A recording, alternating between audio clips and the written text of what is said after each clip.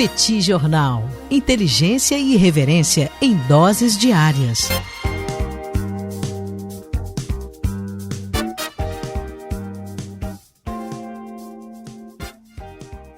Olá, gente. Bem-vindos, bem-vindas ao Petit Jornal. Esse é o bate-papo número 883. Estamos gravando numa live no YouTube do Petit Jornal. São exatamente 21 horas e 23 minutos da quarta-feira, 2 de julho de 2025. Cá está a dupla de costume, a dupla que você conhece de cor. Tanguy, o Bagdadi, animado, contente, preparado, revigorado, resiliente, retumbante, descansado e tarifado. Segue tarifado e tudo indica que seguirá tarifado.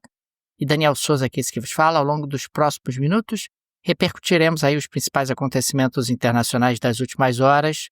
Como vai, professor Bagdadi? Tudo bem? Tudo bem, Daniel Souza? Vamos lá para esse bate-papo 883. Um prazer estar aqui mais uma vez. Deixo as boas-vindas a todo mundo que está junto com a gente aqui, Daniel, nessa live, né, que a gente faz no YouTube, de onde sai a gravação. E pessoal também que está nos acompanhando pelo podcast. Uma honra ter vocês aqui.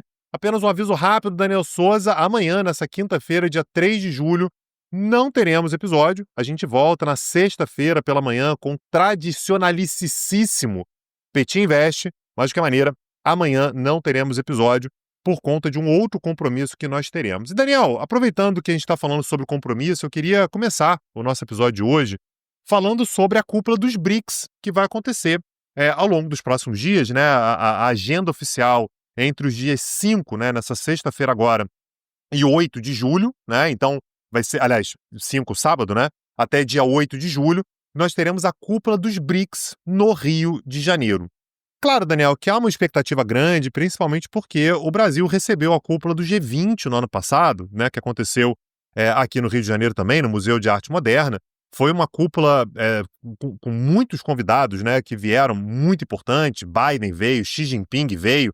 Então a gente teve, de fato, uma cúpula de grandes proporções e havia expectativa, naturalmente, de repetir o sucesso dessa cúpula quando a gente fala sobre essa cúpula dos BRICS.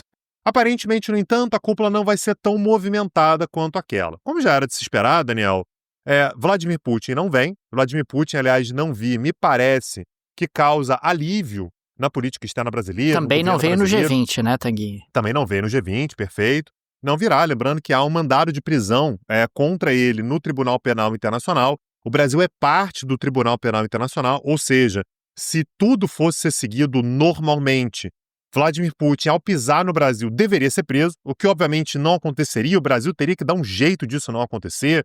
Sabe-se lá que argumentos que o Brasil utilizaria. Então, o fato de Vladimir Putin não vir ao Brasil é um sinal de alívio, mas havia expectativa, Daniel, de que o presidente da China, Xi Jinping, pudesse vir. E foi anunciado hoje pelo Ministério das Relações Exteriores da China que Xi Jinping não virá ao Rio de Janeiro.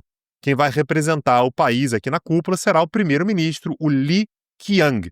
Aliás, Daniel, quando a gente fala sobre essa relação, Daniel, o Xi Jinping, quando ele veio para a cúpula do G20 em novembro do ano passado, logo depois ele foi para Brasília. Ele esteve em Brasília, portanto, ele aproveitou a visita, ele teve com o Lula no Rio de Janeiro, mas ele também foi fazer uma visita à capital do país, e houve ali um esforço de tentar fazer o Brasil aderir à nova Rota da Seda. Importante, só para dar uma contextualização, mais de 150 países do mundo têm algum tipo de relação com a nova Rota da Seda. Era natural que a China quisesse que o maior país da América Latina fizesse parte desse sistema também, mas o Brasil não quis fazer parte. Isso o Itamaraty ele vê com muita clareza que, olha, fazer parte da nova Rota da Seda não vai trazer grandes benefícios para o Brasil. A gente vai conseguir atrair investimentos chineses, mesmo sem fazer parte da nova Rota da Seda. E o Brasil, inclusive, Daniel, teve uma oferta por parte da China de receber um casal de pandas. A gente já falou sobre isso aqui outras vezes, né, Daniel? A diplomacia dos pandas é uma forma de demonstrar uma relação intensa, uma boa relação, uma relação preferencial. E o Brasil se negou, inclusive, a receber os pandas. Se para receber os pandas eu tenho que fazer parte da nova Rota da Seda, então não precisa dos pandas. O Lula foi para a China em maio desse ano agora também, agora de 2025, quando foram anunciados investimentos chineses do Brasil, mas isso não foi o suficiente para amolecer o coração de Xi Jinping e, portanto, hoje ficou anotado, ficou constatado que ele não virá para o Brasil. Então, além do Xi Jinping e do Putin, que naturalmente são duas ausências importantes, muito embora do Putin já fosse esperada, também não virão Fattah al-Sisi, o presidente do Egito, o Erdogan também não virá, assim como a Cláudia Sheinbaum, né, que é a presidente do México. Existem algumas outras incertezas, Daniel, sobre quem é que vai mandar presidente ou algum outro representante, mas alguns outros países também já deixaram claro que não virão com seus chefes de Estado ou de governo mais importantes, como, por exemplo, os Emirados Árabes Unidos. Quem vem vai ser o filho do MBZ, né? Então o Mohammed bin Zayed não virá, o filho dele é que vem, assim como a Arábia Saudita e Irã. O Irã, por motivos óbvios, né, Daniel, está lá metido nas maiores confusões, como diria o anunciante lá da sessão da tarde. A Arábia Saudita também tem outros compromissos. Agora, Daniel, a expectativa é que, ainda assim, ainda com essas ausências, você faça uma cúpula que traga algum tipo de discussão mais importante. A expectativa é que vários chefes de Estado e de governo venham para o Brasil. São esperados no total, Daniel, 28 países nessa cúpula. Quando a gente fala sobre os membros dos BRICS, a gente está falando sobre Brasil, Rússia, Índia, China, África do Sul, Irã, Arábia Saudita, Emirados Árabes, Egito, Etiópia e Indonésia, que entrou esse ano agora. E serão convidados também, Daniel, países que são considerados parceiros ou que foram convidados apenas para essa cúpula, como Belarus, Bolívia, Cazaquistão, Cuba, Malásia, Nigéria, Tailândia, Uganda, Uzbequistão, Vietnã, México, Turquia, Uruguai, Argélia, Chile, Colômbia e Angola. Angola vem como representante da União Africana, afinal de contas, esse país está na presidência rotativa da União Africana. Vamos ver, Daniel, claro que a ausência do Xi Jinping é um balde de água fria, é uma pena que ele não venha para o Brasil. O Brasil ganharia muito, a cúpula liderada pelo Brasil ganharia muito com a presença de uma figura como o presidente da China, mas ainda assim há uma expectativa de uma cúpula que possa trazer discussões importantes e que possa ressaltar um pouco a importância do Brasil como um certo hub diplomático. Vamos ver, Daniel, a gente vai acompanhar de perto o que vai ser discutido nessa cúpula. De qualquer maneira, ao longo dos próximos dias, a gente vai saber qual é o andamento dessa conversa, Daniel. Tanguy, na próxima pauta eu queria falar um pouco sobre o Reino Unido, mais especificamente sobre a ministra Rachel Reeves, que é a ministra das Finanças daquele país. No dia de hoje, ela apareceu visivelmente abalada, até um pouco chorosa, durante uma sessão no Parlamento Britânico, em que ela enfrentou críticas muito pesadas e acabou precisando recuar em reformas que estão sendo ali desenhadas pelo governo britânico no intuito de cortar gastos.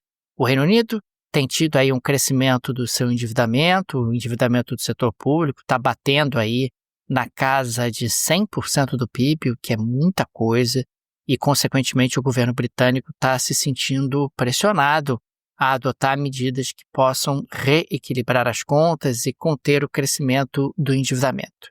Isso repercutiu muito no Reino Unido hoje e o primeiro-ministro, o Starmer, acabou vindo a público e dizendo que a Reeves não vai a lugar algum, né, porque surgiu rapidamente ali uma boataria de que ela poderia ser eventualmente demitida por conta da fragilidade do pacote que acabou sendo torpedeado no parlamento britânico. Outros ministros, né, do governo também vieram em defesa da ministra Rachel Reeves, sugerindo ali que ela permanece, que ela continua no cargo e que ela está absolutamente forte na sua posição.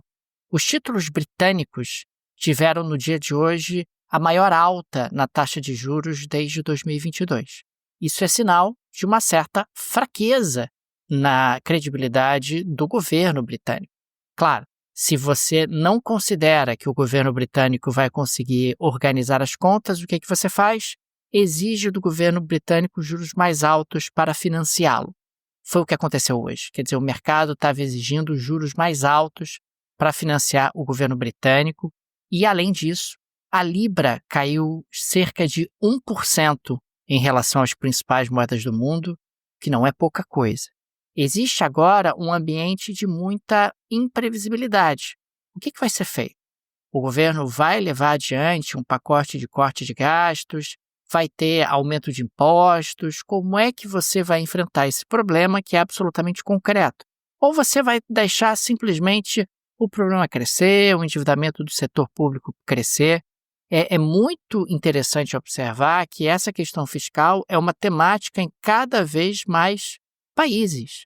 A gente fala de problemas fiscais nos Estados Unidos, a gente fala de problemas fiscais na França, a gente fala de problemas fiscais na Alemanha, fala de problemas fiscais no próprio Brasil, e isso é um tema recorrente.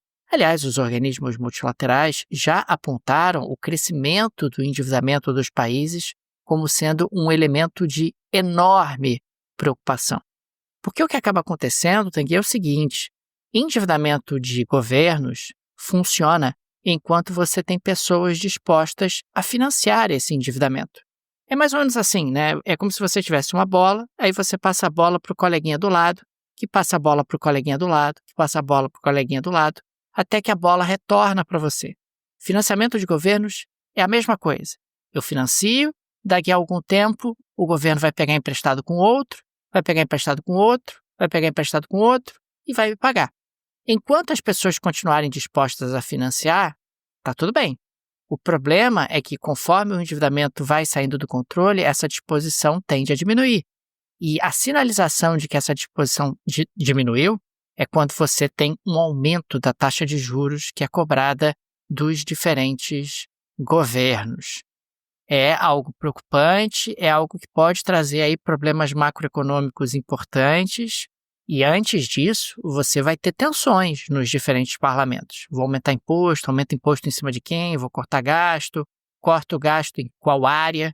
Porque o que aconteceu no parlamento britânico hoje foi uma disputa, de novo, por orçamento. Quem é que paga a conta?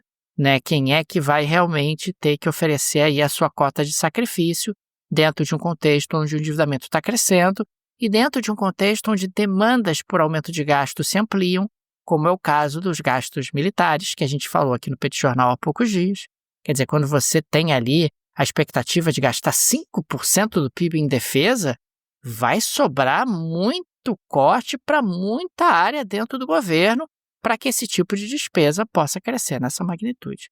Enfim, acho que é só o começo, Tanguy. Acho que a gente vai falar cada vez mais aqui no Petit Jornal de brigas em parlamentos, de confusões, de tensões por questões orçamentárias, até porque as economias também não vão crescer tanto, a arrecadação com isso não se expande tanto, a guerra comercial acaba gerando um ambiente de menos crescimento, desglobalização, tudo isso junto vai aumentando a tensão e vai tornando a gestão do orçamento público e do endividamento do governo cada vez mais difícil. E, aliás, isso está acontecendo nos Estados Unidos também, né? O que leva à próxima pauta, Daniel. Só para trazer aqui uma contextualização, na semana passada, Donald Trump se reuniu com Volodymyr Zelensky, o presidente da Ucrânia, na cúpula da OTAN. E ele disse que naquela ocasião, ele falou para o Zelensky, não falou internamente, ele falou para o Zelensky que estava considerando a possibilidade de vender mais mísseis Patriot para a Ucrânia. Nesse encontro, ele disse aquelas frases de efeito do Trump, ele disse que conseguir Patriots é muito difícil. Mas vamos ver, vou ver se consigo alguns. Falou meio assim, Zelensky, você sabe que comigo, você sabe que eu sou diferente, né? Eu sou diferente, eu sou muito craque e vou dar um jeito. Não é pra todo mundo que eu consigo não, mas pra você vou dar um jeito. Aliás, Daniel, eu quero abrir um parêntese, uma notícia da mais alta importância que me leva à nossa patrocinadora da Insider Store. Volodymyr Zelensky estava com uma roupa diferente, viu? Ele não estava com a sua indefectível camisa verde, ele apareceu com uma roupa mais social, Daniel, com uma roupa ali mais arrumada, mais ajustada, e isso nos leva exatamente para a Insider Store, porque na Insider Store você também pode mudar o seu visual. Você aparece sempre com a mesma roupa, sempre do mesmo jeito. Vai lá na Insider Store, porque lá tem tanto roupa para você ir para academia, para você passar o dia, para você viajar, para você trabalhar, para tudo que você queira. A Insider Store tem. A gente está falando, Daniel, sobre um link que está lá na descrição do episódio, com 15% de desconto para você conhecer a loja da Insider Store. Até o Zelensky está mudando o visual, está na hora de você fazer algo parecido também. Aliás, se você quiser também uma camiseta parecida com aquela que o Zelensky usava, também tem na Insider Store, gente. Então, link do descritivo, aproveitem, conheçam a loja da Insider, tenho certeza que vocês vão gostar demais. tem roupas para os mais diferentes gostos, para as mais diferentes situações. Link no descritivo, Insider Store. Aproveitem, gente, que vocês vão gostar. Então, voltando para a pauta aqui, Daniel, então isso foi na semana passada, Donald Trump sugeriu para Zelensky que poderia arrumar mais mísseis Patriot. Hoje, no entanto, o Pentágono, ou seja, né, o Departamento de Defesa dos Estados Unidos, anunciou a suspensão do envio de armamentos críticos para a Ucrânia. Óbvio, Daniel, a Ucrânia ficou absolutamente abismada com isso. A Ucrânia disse que essa decisão enfraquece as suas defesas contra ataques aéreos que a Rússia está intensificando ao longo dos últimos dias. Aliás, a gente vem trazendo isso aqui constantemente, e que a suspensão do envio de armamentos tem um efeito encorajador para a Rússia. Pô, a Rússia agora é que ela vem mesmo. Ela já estava vindo. Agora mesmo que ela vem. A decisão do Pentágono, Daniel, ela é justificada pelo fato de que, segundo o Pentágono, os estoques militares norte-americanos estão baixos e, portanto, alguns repasses teriam que ser suspensos. Isso inclui 30 mísseis Patriot, que são usados para defesa aérea, 8.500 munições de artilharia de 150 milímetros, 250 mísseis de precisão e 142 mísseis Hellfire, que são guiados a laser, que para a Ucrânia são importantíssimos.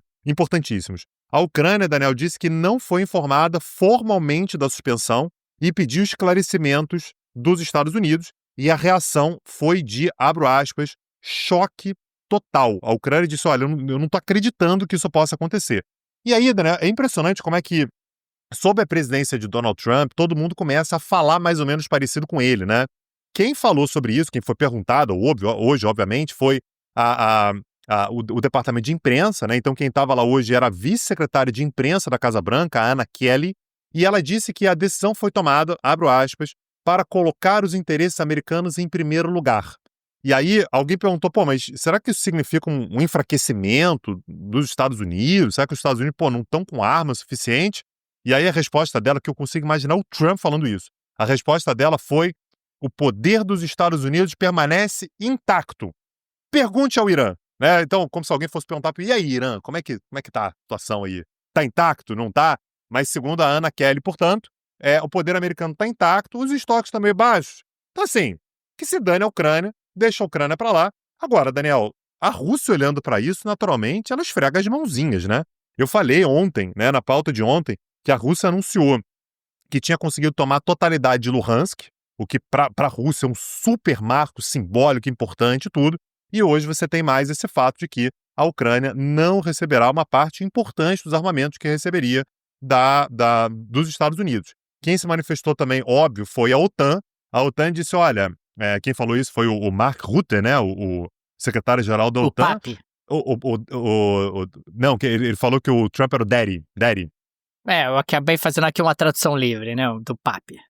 E aí o que o Mark Rutte falou foi, poxa, a gente é muito grato e tal pela ajuda toda dos Estados Unidos, é muito legal e tudo. É interessante como é que ele tem muitos dedos, né, pra falar com o Trump, falar do Trump. Não, muito legal, essa ajuda toda e tal. Mas, sim, se puder, não cortar, seria legal, porque a Ucrânia meio que não tem como se sustentar sem essa ajuda. Vamos ver, Daniel, por quanto tempo a suspensão acontece. E o que é interessante é que o Trump faz o anúncio de que, na verdade, fala para o Zelensky que vai mandar mais armas, que vai fazer o possível e tal.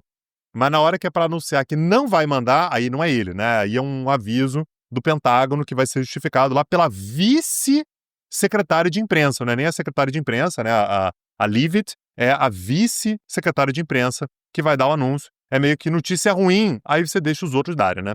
Ô, Tanguy, o Trump não anunciou a suspensão nesse envio de armamento porque ele estava ocupado fazendo um outro anúncio.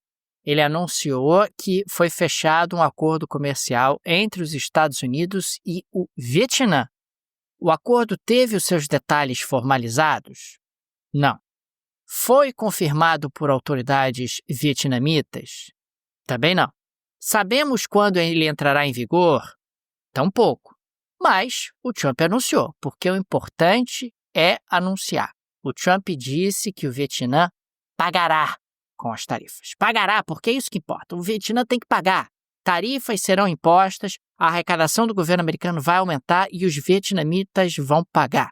Que é a tolice, a gente sabe que tarifas de importação são cobradas do consumidor local o consumidor é que vai pagar por essas tarifas, mas de qualquer forma, segundo o Donald Trump, você vai ter uma tarifa de 20% sobre os produtos vietnamitas, uma redução em relação aos 46% inicialmente propostos. Só que quando o produto é exportado pelo Vietnã, mas está sendo na prática um redirecionamento de um terceiro, aí não vale os 20% não, aí a tarifa vai ser de 40%. Na prática, então, a gente está falando dos Estados Unidos cobrando uma tarifa que não é pequena, uma tarifa que não é baixa. 20% de tarifa é coisa à beça. Tem um impacto importante. O Vietnã cresceu muito, né, como parceiro comercial dos Estados Unidos ao longo dos últimos anos. Aliás, o Vietnã tem apresentado taxas de crescimento espetaculares, utilizando ali a estratégia de plataforma de exportação. Passou a ter um relacionamento muito forte comercial com os Estados Unidos.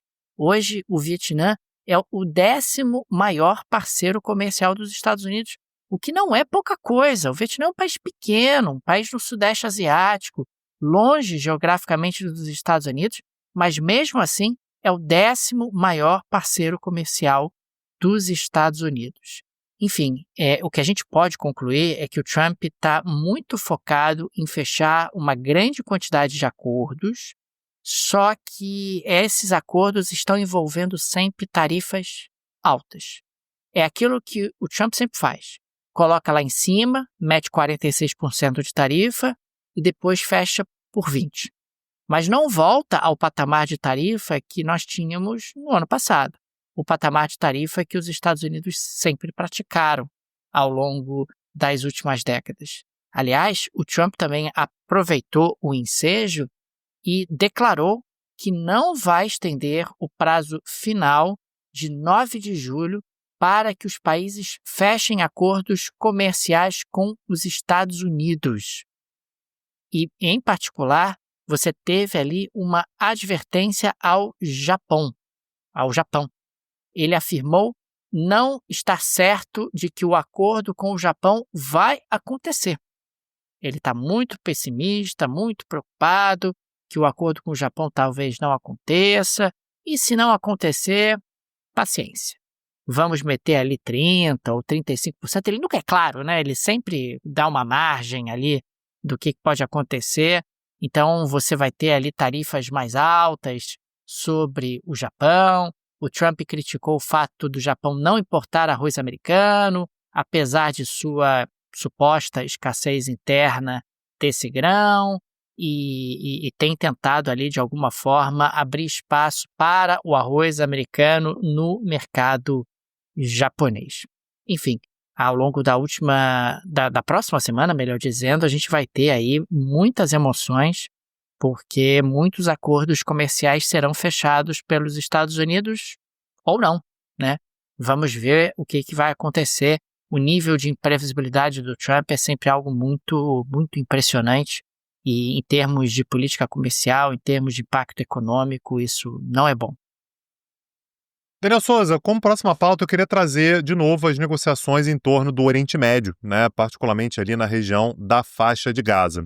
Eu trouxe essa semana, Daniel, falei sobre isso na segunda-feira dessa semana agora, que a proposta americana, liderada, né, colocada na mesa pelo Steve Witkoff, que é o representante, o enviado da Casa Branca para o Oriente Médio, era de construção de um acordo que envolvesse 60 dias de trégua e que, ao longo desses 60 dias de trégua, nós tivéssemos a libertação de metade dos reféns do Hamas. A estimativa que você tem nesse momento é que o Hamas tem ainda cerca de 50 reféns, 20 deles ainda vivos.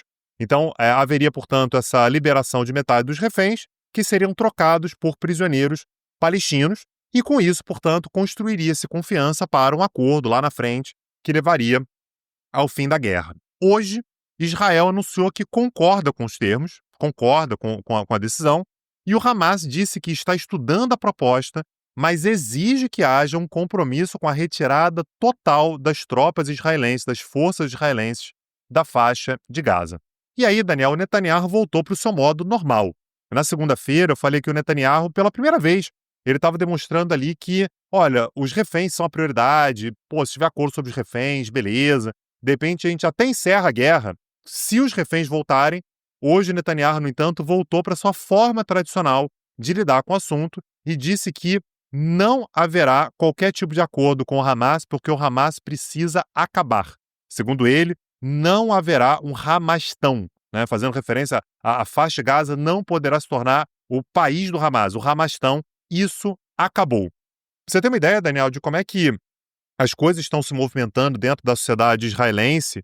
O Benny Gantz, que é um dos principais líderes da oposição, disse que se o governo Netanyahu fechar um acordo para encerrar a guerra, o partido dele, o grupo político dele, lembrando, o Benny Gantz é um dos grandes líderes da oposição, um dos principais líderes da oposição, ele garante que o grupo político dele não vai apoiar um pedido de derrubada do governo. Por quê? Porque o perigo que você tem nesse momento, Daniel, é se o Netanyahu fechar um acordo e conseguir um cessar-fogo, encerrar a guerra, grupos mais radicais à direita, que fazem parte da coalizão do Netanyahu, queiram derrubar o seu governo. Olha, eu estou te apoiando enquanto é guerra. Se acabar a guerra, eu estou fora. O Benny Gantz disse, olha, se você fechar o acordo, a gente pode negociar uma maneira de o meu grupo te salvar. Eu te salvo, desde que você consiga algum tipo de acordo. Então, Daniel, a gente tem um cenário nesse momento no qual, mais uma vez, o Netanyahu não parece muito disposto a dar uma garantia de que vai encerrar a guerra ou de que os reféns são a prioridade absoluta. De qualquer maneira, a proposta norte-americana está sendo estudada. Sou, mais uma vez, muito cético, Daniel. Não vejo muita chance dessa proposta especificamente ir à frente. Aliás, o Trump colocou essa proposta na mesa dizendo que essa é a última. Essa é a última proposta, depois dessa não vem nenhuma mais. Agora, naturalmente, Daniel, em meio a isso tudo, a gente tem uma urgência muito grande de fechar um acordo como esse, porque só para a gente ter uma ideia, ao longo das últimas 24 horas, nós tivemos mais 139 palestinos mortos. Entre as vítimas, a gente tem inclusive o diretor do hospital indonésio, na faixa de Gaza, que sofreu, enfim, morreu com bombardeio. Aliás, não apenas ele, como ele, a sua esposa e mais 5 filhos. Israel disse que estava ali buscando como alvo um terrorista-chave do Hamas e disse lamentar as mortes de civis e que está fazendo de tudo para minimizar as mortes de civis. Agora, Daniel, é uma situação que já passou da hora, passou muito do tempo de você ter algum tipo de cessar-fogo, porque quem está morrendo é a população civil. Israel sempre justifica que, olha, civis estão morrendo aí, mas a gente está indo atrás dos caras do Hamas e tal, mas é uma proporção absolutamente desmedida, Daniel. Não faz sentido que uma guerra como essa continue. Vamos ver, Daniel, qual é o encaminhamento, mas, de novo, sou muito cético com relação a que essa, que é a última proposta do Trump, vá de fato ser, enfim, vá até o final, pelo fato de que há interesses políticos na manutenção da guerra e a população civil é que acaba sofrendo no meio disso tudo, Daniel. Tanguy, avançamos para a geleia da Shakira de hoje? Vambora, Daniel, o que você traz na geleia de hoje? Tanguy, ontem nós falamos aqui no Petit Jornal sobre a briga entre Elon Musk e Donald Trump. Pois bem, no dia de hoje, essa briga foi o principal tópico nas redes sociais chinesas. Veja você, né? No Weibo, que é ali talvez uma das principais redes sociais do país, nós tivemos 37 milhões de publicações com a hashtag Musk wants to build an America Party. Porra, Daniel, como é que é o tamanho da hashtag? Como é que é? Musk wants to build an America Party.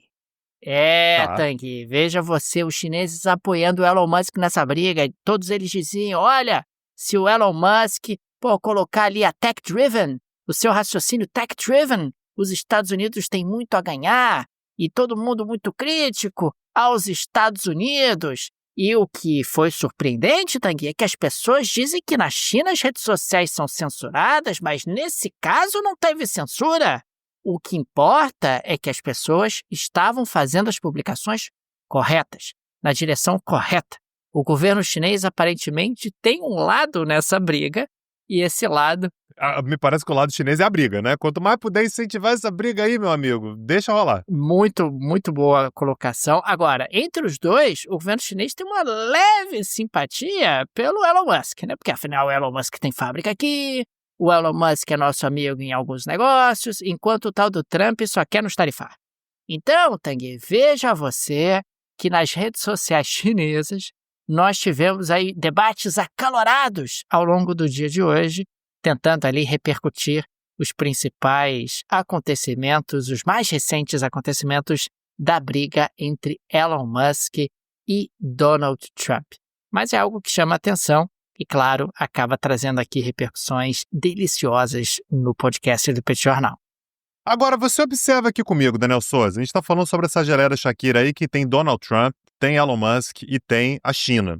Nós temos uma aula gratuita sobre Elon Musk, em que a gente fala sobre guerra nas estrelas, né? A gente fala ali sobre o programa nuclear, a disputa espacial, né? A disputa espacial entre Estados Unidos, China e Rússia, e como o Elon Musk é importante, estratégico para os Estados Unidos. A gente tem uma outra aula gratuita, tá lá no YouTube do Petit Jornal também, sobre Donald Trump. E agora a gente tem um curso sobre a China, né? Que tá lá rolando, petcursos.com.br. Então, esse é o nosso objetivo lá nesse projeto do Petit Curso, né, Daniel? É sempre a gente trazer temas contemporâneos, bem contextualizados, de forma rápida. As aulas não são longas, cansativas. O objetivo é o contrário disso. As aulas são sempre dadas em dupla, né? Então sempre eu e o professor Daniel Souza, e com os mais diversos temas. Para isso, você acessa lá a nossa plataforma, petcursos.com.br, para dar uma olhada no catálogo. Eu tenho certeza que muitas das aulas que estão lá vão te interessar, para você assistir no seu tempo vago, na hora que você quiser, na hora que você escolher o tema que você quiser, na hora que você quiser, com certificado e com preço muito acessível. petcursos.com.br. Fica aqui também o nosso agradecimento aos apoiadores e apoiadoras do Petit Jornal, vocês que ajudam a manter esse projeto de pé. Fica o nosso carinho, o nosso abraço, o nosso muito obrigado a cada um de vocês. O Petit é uma mídia pequena, não tem nenhum conglomerado por trás, nenhuma produtora por trás, e por isso a ajuda dos nossos apoiadores é tão importante, e por isso registramos aqui o nosso agradecimento a cada um deles. Fica também o convite. Se você gosta do nosso projeto, se ele faz diferença na sua rotina, considere nos apoiar. O Petit Jornal acaba sendo, em grande medida, construído a muitas mãos, e as mãos dos nossos apoiadores fazem parte desse processo. No descritivo desse episódio tem várias alternativas. Você pode fazer um Pix para o Petit Jornal, tem a chave Pix. É uma forma prática, instantânea de apoiar o Petit. Tem também o link para o Apoia-se, o link para o Patreon se você vive no exterior.